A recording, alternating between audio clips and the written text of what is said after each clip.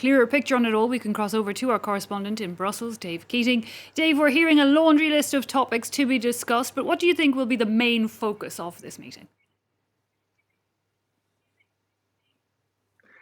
The big picture focus here is repairing the relations between the US and its European allies, which of course were so badly damaged during the Trump administration. This is a tour by Blinken trying to reassure European allies the US is back and we're here for you.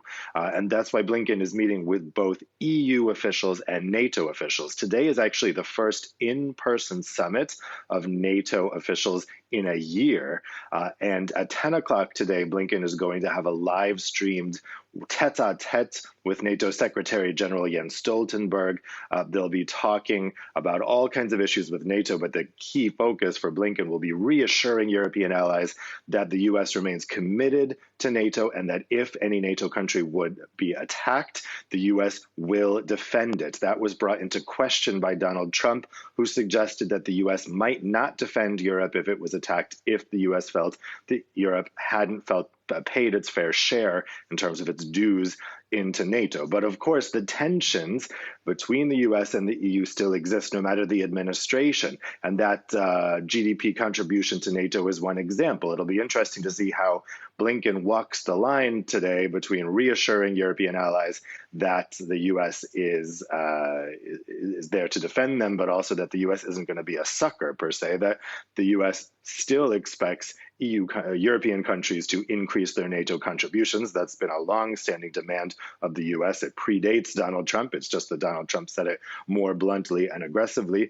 And then when it comes to Blinken's meetings with the EU leaders, there's all kinds of tensions still existing between the US and the EU, particularly on trade. And at the moment, the hottest tension is on vaccines. The EU is angry that the US continues to have an export ban on vaccines made in the US. It won't export to countries like Mexico, Canada, and Japan. And so it falls to plants in the EU to supply those countries. It looks like about half of vaccine doses made in the EU so far have been exported. The EU wants the US to end its export ban so it doesn't fall only on the EU to be supplying the world. There's no sign that the US, the Biden administration, has any plans to end that export ban. So it'll be interesting to see how Blinken walks this line to show that things have changed with the Biden administration, but also signaling maybe not as much as the EU would have hoped for. Okay, yeah, giving us there an idea of some of the tensions that may remain or crop up in the discussions, Dave. But very recently we've seen, the US and the EU form this joint plan of sanctions against China, and China, one of the main issues up for discussion. Yeah, this is a good news story for US-EU relations. Yesterday, the EU adopted sanctions against China for its treatment of the Uyghur minority in Western China. Those sanctions were coordinated with the EU's English-speaking allies, the UK, US, and Canada.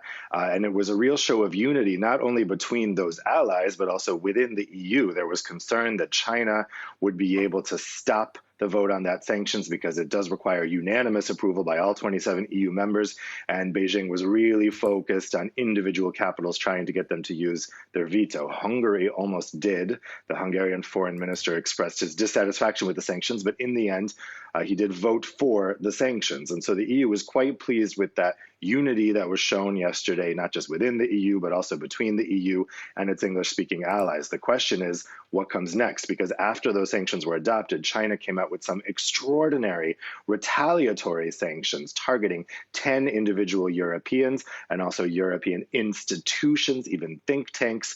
5 European Parliament lawmakers were targeted by these Chinese sanctions, including Reinhard Bütikofer, the very well-known head of the EU Parliament's China delegation. So the question is now, how are they going to respond? That'll be the key thing to watch from one of the key things to watch from Blinken's meetings with EU leaders today is how they're going to respond to the Chinese retaliatory sanctions. We could end up in a tit-for-tat situation here, but the big focus today will be on showing EU-US unity. This is great news for the Biden administration. They were concerned that during the Trump administration, the EU was drifting closer to China. They let it be known that they were very displeased that the EU signed an investment partnership with China at the end of last year. They said ahead of that signature that they didn't want the EU to do it, but the EU did it anyway. Now that investment partnership definitely looks in danger, which pleases the Biden administration. Altogether, the mood music here is the EU breaking off its entreaties toward China, drifting back toward the U.S. We'll see if that mood music continues this week during this visit of Blinken to both the EU and to NATO.